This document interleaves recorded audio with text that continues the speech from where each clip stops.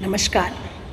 मैं बबीता काजल, चौधरी बल्लू राम कोदारा राजकीय कन्या महाविद्यालय श्री गंगानगर के हिंदी विभाग से यूजी फर्स्ट ईयर सामान्य हिंदी जनरल हिंदी के अंतर्गत आज हम करने वाले हैं व्याकरण का एक और बिंदु, और वह है पत्र लेखन।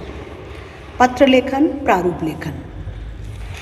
पत्र के बारे में जब हम बात करते हैं तो यह अभिव्यक्ति का बहुत ही सशक्त माध्यम है, जिसके माध्यम से लोग एक दूसरे से जुड़ते हैं, एक दूसरे से अपनी बात कह पाते हैं, संप्रेषित कर पाते हैं।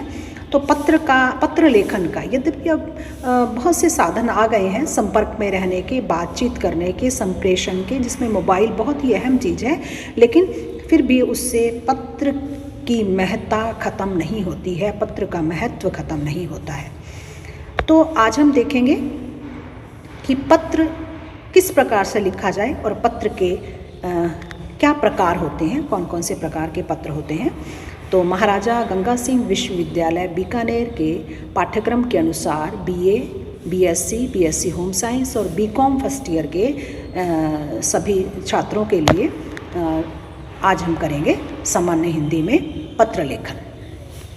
सबसे पहले हम बात कर लेते हैं पत्र कितने प्रकार के होते हैं। मोटे तौर पर मूल रूप से पत्र जो हैं वो दो प्रकार के हैं। एक हम श्रेणी में रख सकते हैं व्यक्तिगत व सामाजिक पत्रों को, और दूसरी श्रेणी में रख सकते हैं हम जो व्यावसायिक हैं या प्रशासनिक हैं, जिन्हें हम कार्यालयी पत्र कहते हैं। तो स्पष्ट है अंतर कि जो व्यक्तिगत पत्र हैं वो व्यक्ति अपने आत्मीयजनों को, अपने परिवार के लोगों को लिखता है। सामाजिक पत्र जो हैं वो सामाजिक दायित्व और शिष्टाचार निभाने के लिए लिखे जाते हैं। जो है वो इसमें बधाई है, धन्यवाद है, आमंत्रण है, इस तरह की औपचारिक अभिव्यक्ति की जाती है, उन्हें सामाजिक पत्र कहते हैं। और जहाँ पत्र पाठक की व्यक्तिगत संवेदनाओं को स्पर्श करे, अपने परिजनों और मित्रों आदि को इस प्रकार के पत्र लिखे, वो व्यक्तिगत पत्र कहलाते हैं। दूसरी श्रेणी के पत्र हैं कार्यालयी पत्र। कार्यालयी पत्रों में प्रशासनिक पत्र हैं, व्यावसायिक पत्र हैं, इनको रख सकते हैं। कार्यालयी पत्र वे होते हैं जो किसी कार्यालय को, कार्यालय के अधिकारी को, चाहे वो सरकारी है या गैर सरकारी है, लिखे जाते हैं, या किसी कार्यालय के द्वारा अन्य किसी कार्यालय अथवा व्यक्ति को कार्यालय संबंधी कार्यों के लिए लिखे जाते हैं। ऐसे कार्यालयी पत्रों में समस्त प्रशासनिक एवं व्यावसायिक पत्रों, विशेष रूप से कार्यालय द्वारा किए जाने वाले सामान्य पत्र, कार्यालय आदेश, अर्ध सरकारी पत्र, अनुस्मारक पत्र, जिसे स्मरण पत्र भी कहा जाता है, रिमाइंडर भी कहा जाता है, अधिसूचना, नोटिफिकेशन, परिपत्र, सर्कुलर, प्रेस विज्ञप्ति आदि को सम्मिलित किया जाता है। ये सभी जो हैं वो कार्यालयी पत्र कहलाते हैं। पत्रों के प्रकार पर विचार करने के पश्चात अब हम आते हैं कि पत्र कैसे लिखें। पत्र लेखन की आधारभूत बातें जो है क्या हमें ध्यान में रखनी चाहिए। तो पत्र जो है वो एक व्यक्ति का दूसरे के साथ एक तरह से किए जाने वाला व्यवहार ही है, पत्र भी। और इसलिए उत्कृष्ट व्यवहार के लिए ज़रूरी है कि हम सद्भावना, स्पष्टता, विवेकशीलता, सार्थकता, समयबद्धता और सुरुचि संपन्नता के गुण पत्रों में रखें। इन चीज़ों का हम अवश्य ध्यान रखें।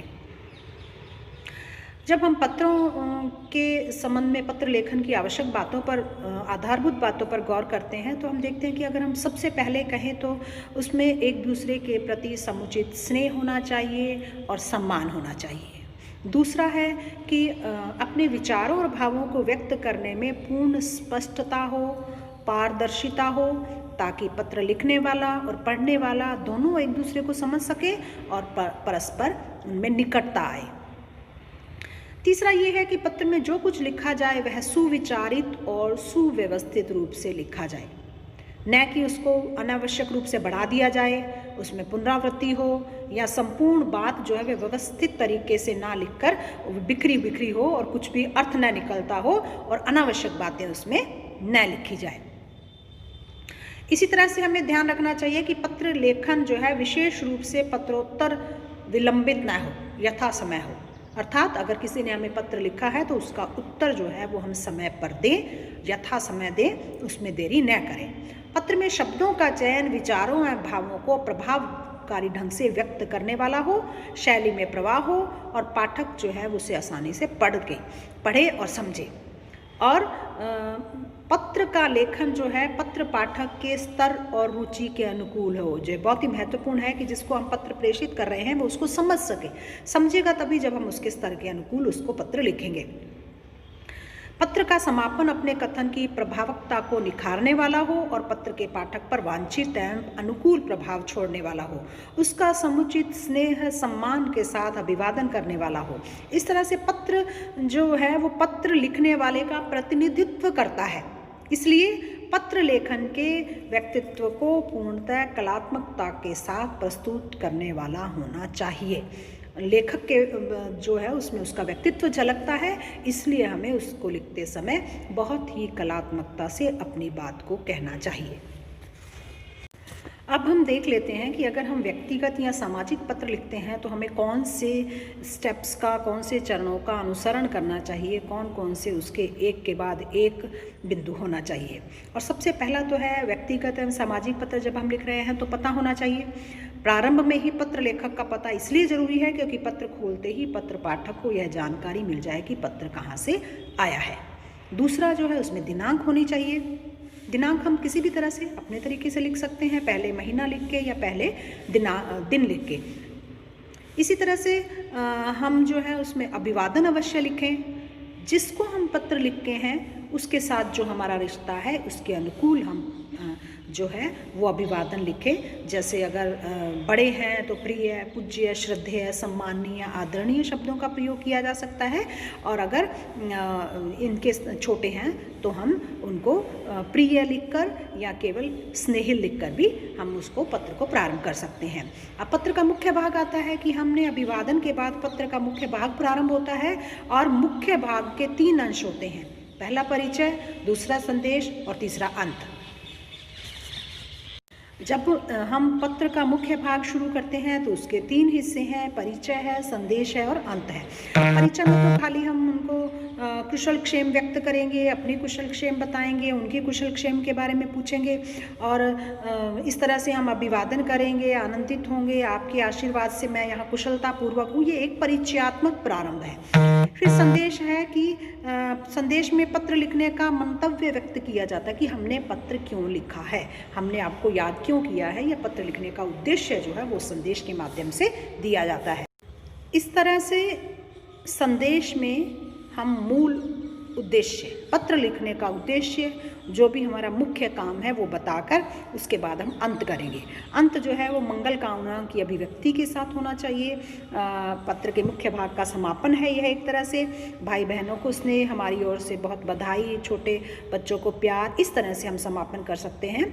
अंत का वाक्य पत्र पाठक पर पत्र लेखक की आत्मीयता और सदाशयता का प्रभाव छोड़ता है, अतः उसे आत्मीयता का स्पर्श देने वाला बनाना चाहिए।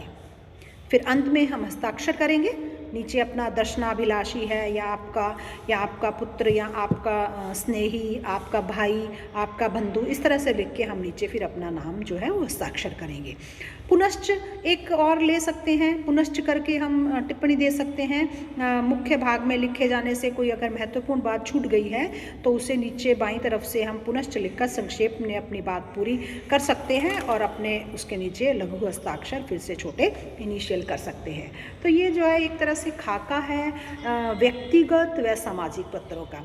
जो हमने ये बिंदु बताए हैं ये व्यक्तिगत और सामाजिक पत्रों में अवश्य होने चाहिए। जैसे मान लीजिए कोई पत्र है जिसमें बड़ों के लिए पत्र है पिताजी का इलाज करवाने के लिए, तो उसमें सबसे पहले हम लिखेंगे स्थान, दिनांक, फिर आदरणीय पिताजी, सम्माननीय पिताजी, पूज्य पिताजी, श्रद्धेय पिताजी, कोई भी एक हम इसमें संबोधन ले लेंगे। उसके बाद हम लिखेंगे कि बहुत दिनों की प्रतीक्षा के बाद आज आपका पत्र मिला। पत्र में और सब समाचारों को लेकर तो संतोष था, किंतु आपके स्वास्थ्य की गिरावट ने मुझे आशंकित कर दिया। बीच बीच में अभी भी आपके पेट दर्द उठता रहता है, इससे मैं बहुत आशंकित हूँ। अगर वहाँ के डॉक्टर सही उपचार नहीं कर पाए हैं तो आप और माताजी जल्दी से जल्दी यहाँ मेरे पास आ जाएं। इस तरह से करके आप जो है अपना थोड़ा सा विषय को विस्तार देंगे, आपके स्वास्थ्य को, पिताजी के स्वास्थ्य को लेकर अपनी चिंता व्यक्त करेंगे और इसके बाद फिर आप समापन करेंगे। मैं बस अब आपके उस पत्र के इंतज़ार में रहूँगा जिसमें आप यहाँ पहुँचने की सूचना देंगे। फिर अंत हम कैसे करेंगे? आदरणीय माताजी को प्रणाम, भाई साहब और भाभी जी को नमस्कार और बच्चों को प्यार। आपका कृपाकांक्षी, आपका आज्ञाकारी, आपका प्रिय, आपका स्नेही पुत्र, नाम लिख देंगे नीचे। इस तरह से हम जो है वो पत्र को प्रारंभ करेंगे, उसका मध्य तक लाएंगे मुख्य भाग, और फिर उसके मुख्य भाग का अंत करते हुए हस्ताक्षर करेंगे, नाम करेंगे और उसको एक अंतिम रूप देंगे। तो हमें पत्र इस प्रकार से लिखना चाहिए कि उसमें जो उद्देश्य है पत्र लिखवाने वाले का वो पूरा उसमें कंप्लीट हो जाए। तो सामान्य हिंदी के ये जो अंतिम इकाई है उसका ये भाग है, बहुत ही महत्वपूर्ण भाग है और ये लिखना एक मिनिमम चीज़ है, छोटी बहुत जो है वो हम अपेक्षा करते हैं कि एक 8वीं पास और 9वीं पास करने वाला बच्चा भी पत्र लिखने में पारंगत हो सकता है और उसको हम अपेक्षा करते हैं कि वो अच्छा पत्र लिख सकता है। तो हमें अपने आप को इस कला में संपन्न बनाने के लिए, पारंगत करने के लिए कुछ पत्रों को हम पढ़ सकते हैं और कुछ पत्रों को लिखने का अभ्यास कर सकते हैं और अलग अलग पत्र जो हैं उनको हम देख सकते हैं।